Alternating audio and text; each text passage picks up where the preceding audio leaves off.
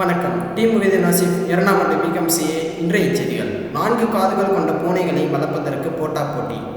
America நாட்டின் Alabama மாகாணத்தில் உள்ள ஒரு பூனைகள் பாதுகாப்பு மற்றும் வளர்ப்பு மையத்தில் 4 காதுகள் கொண்ட ஒரு கருப்பு பூனை குட்டி உள்ளது.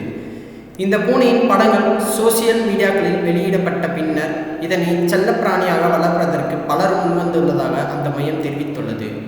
டாபி என்ற பெயரிடப்பட்ட இந்த பூனையை பற்றி அந்த மையத்தின் தலைவர் நிர்வாகி பிரவுன் கூறியதாவது: டாபிக்கு தற்போது 7 மாதங்கள் ஆகின்றன.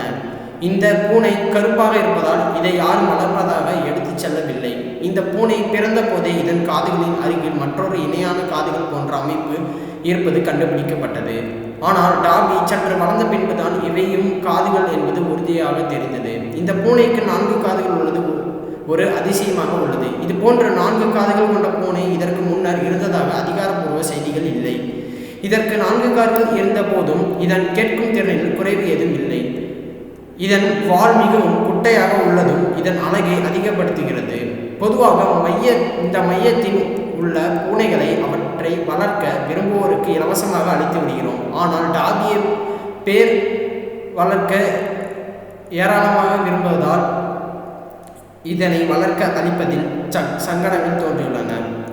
வழக்கமாக கருப்பு பூனைகளை வளர்ப்பதற்கு அதிகமானோர் விரும்புவதில்லை. அது துரதிர்ஷ்டத்தின் சின்னம் என இங்கு கருதப்படுகிறது.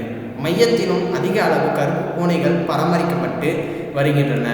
இந்நிலையில் 4 காதுகள் உள்ளதால் இதனை வாங்குவதில் அதிகமானோர் ஆர்வம் காட்டி வருகின்றனர். எனவே மையத்தின் நிர்வாகத்திற்கு அதிக தொகை அளிப்பவர்களுக்கு இந்த பூனையை வழங்க முடிவு செய்யப்பட்டுள்ளது.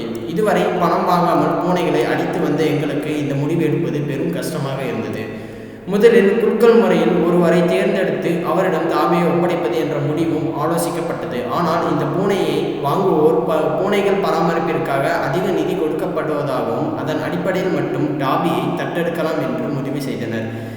வாங்க விருப்பம் தெரிவித்துள்ள அனைவருக்கும் இதற்கு ஒப்புக்கொண்டுள்ளனர். டாபிக்கு மேற்பற்களை விட கீழ்ப்பற்கள் அதிக நீளமாக உள்ளன. ஆனால் இது இரையை கடித்து உண்பதில் சிரமப்படுகிறது. இதற்காக ஒரு அறுவை சிகிச்சை செய்யப்பட உள்ளது. இந்த சிகிச்சை முடிந்த பின் டாபி அதன் வளர்ப்பாளர் வீட்டிற்கு அனுப்பப்படும். இவ்வாறு அவர் கூறியுள்ளார். நன்றி.